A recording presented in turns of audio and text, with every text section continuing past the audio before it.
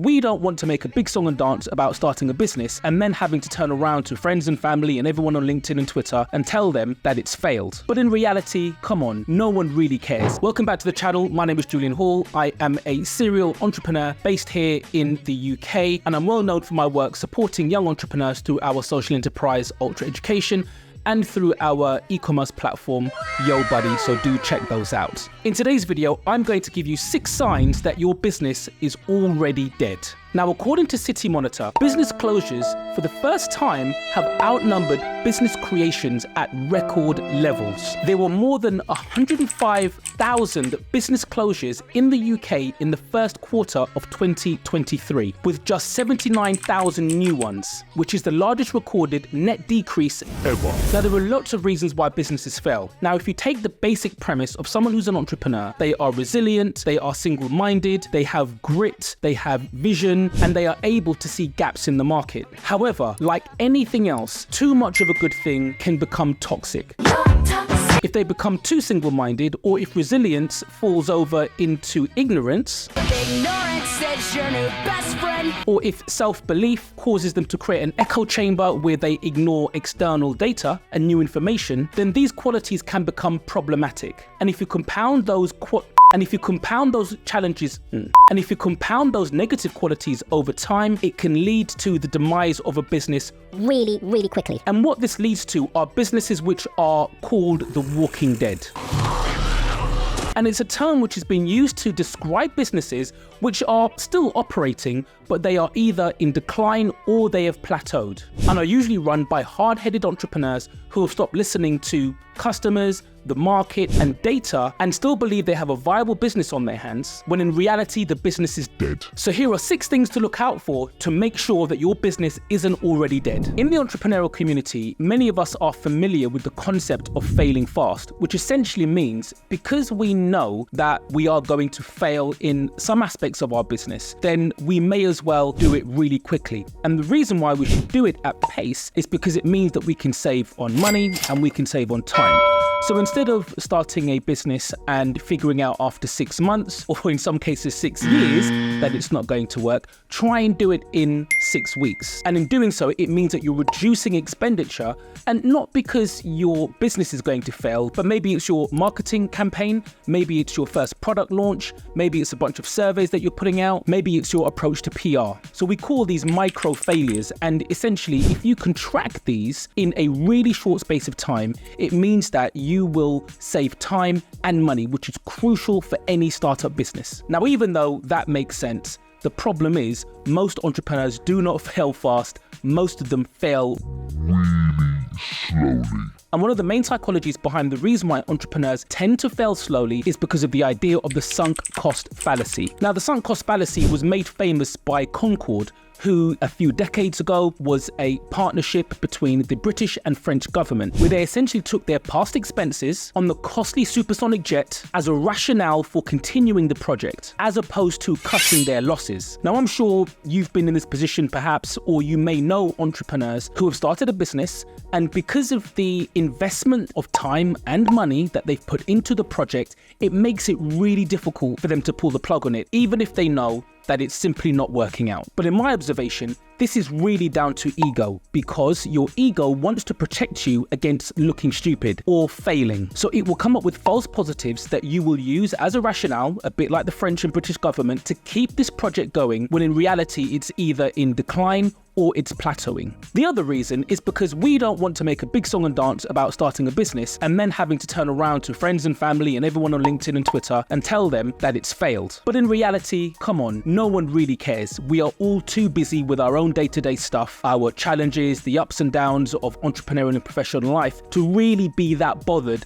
about whether or not someone else is failing or seemingly failing. And in fact, the opposite is often true. When we see somebody admit that a project or a business isn't working out and they have the courage to shut it down, that is really to be applauded. And often if someone has the ability to do that, it shines a light on other individuals who simply can't. Because it's very common in human nature for us to get stuck into things which simply aren't good for us. Now, another thing that can really kill a business is when you are working in the business but not on the business. Now, you might have heard this term before, but let me break it down for you. So when you are working in the business, this is all of the day-to-day things you need to do to keep the business going. So the sales, the marketing, the day-to-day finance, all of that stuff that keeps the business generating income and hopefully generating some profit. Working on the business is essentially the strategy and all of the thinking that needs to take place in order for you to give that business the necessary direction it needs in order to survive for the medium and long term. Jeff Bezos has a strategy which he gives to his top level executives, which is the idea of being able to think around corners. And essentially what he's saying is that we don't know what is going to be coming around the corner, but if you can take the time to work on the business and think about the strategy for your department in Amazon, then you will be able to use data and trends to analyze what may be coming around the corner, and therefore to anticipate what we need to do now in order to be ready for what might happen in 6 to 12 months. Now, if you bring that down to a micro level, in your industry, if you're really tapped in and you keep your finger on the pulse of what's happening in your sector, you too should be able to predict what's happening, maybe not in a year's time, but at least within the next 3 to 6 months. There will be emerging trends, there will be things which will be on the decline, there will be other aspects of the economy which will be impacting your industry. But if you do not have the time to work on the business and consider what those tactics should be in relation to the overall strategy, then you will be caught short when those new trends impact your sector. Now, they say that... What do they say? Now, they say that if you measure it, you can treasure it. But if you don't have the time to work on your business, then you won't be able to measure what's going on. And often what kills a lot of businesses is those entrepreneurs who are working day to day based on a feeling. What's wrong with you? What they feel is happening in the business, what they feel is happening in the market, without actually doing any real data analysis to figure out in the real world what's actually happening against how they feel about things. Another sure killer of your business success is not being coachable. Now, I remember when Eric Schmidt was hired to be the CEO of Google, and at the time, Google was the biggest company in the world. And I thought, well, if Eric Schmidt has a coach, then the rest of us probably need a coach. But actually, being coachable is also about having the skill to listen. And one of the problems with entrepreneurs is because we have an insight that often some people don't, and we've seen a gap in the market, we tend to think that we know better than our customers, than our peers, and it causes us to create an echo chamber for ourselves and for others who may be being paid by us, so they don't really want to challenge our perspectives. But what it essentially means is that we're not open to new ideas, and when we have facts or figures which challenge our narrative, we dismiss them. But what it also means is as you grow as an entrepreneur, you will need mentors, you will need other advisors around you and people who can help you to plan and scale the business past your own experience. However, if you're not coachable and you do not have the ability to listen, people will just stop advising you. They'll stop giving you the benefit of their experience, they'll stop giving you the insights, and they'll also stop challenging you if they don't think that you have a listening ear and that you are coachable, not necessarily about the entire business,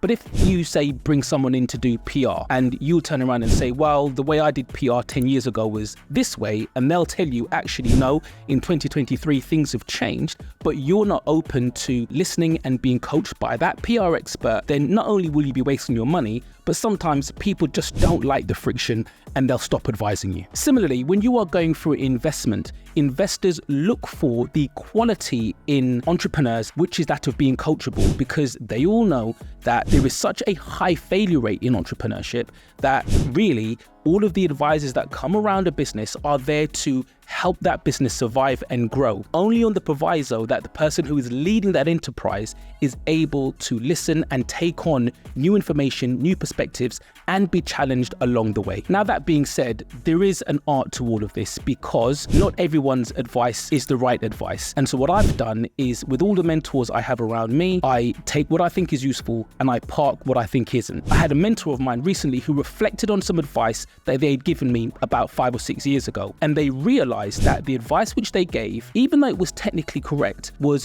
too early stage for the size of my business, and that it was a little bit too heavy, a little bit too onerous, and that caused a little bit of tension. But in a rearview mirror, that they could realize that the advice they gave me at the time wasn't relevant for the stage of my business. So knowing that, what I've done is I will seek advice from a number of different mentors, but I would also couple that with peer mentoring based on individuals who maybe are 3 to 6 months ahead of me in whatever aspect of the business that I'm trying to grow. And I will use both the strategy from the age-old mentors, but the tactics from the actionable entrepreneurs who are performing that particular business function that I need to benefit from. And lastly, on the point of experienced advisors and investors, you will find that these individuals often look for entrepreneurs who have failed in the past, because what it means is every failure for every success compounds into new information that you can take into a new venture and help that venture to become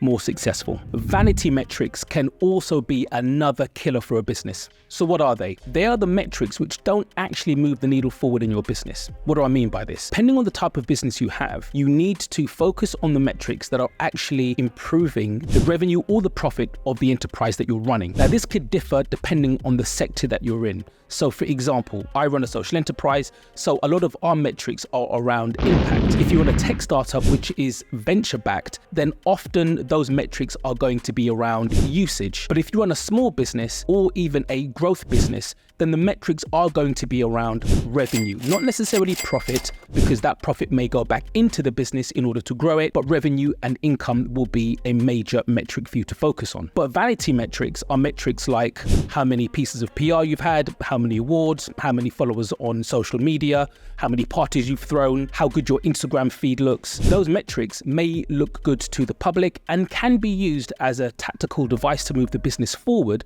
but often because they produce such a feel-good factor, businesses will focus on these metrics, but they won't actually move the needle forward, whether it's impact if you're a social enterprise, usage if you're a venture-backed tech startup, or if you are a traditional business, then revenue and income.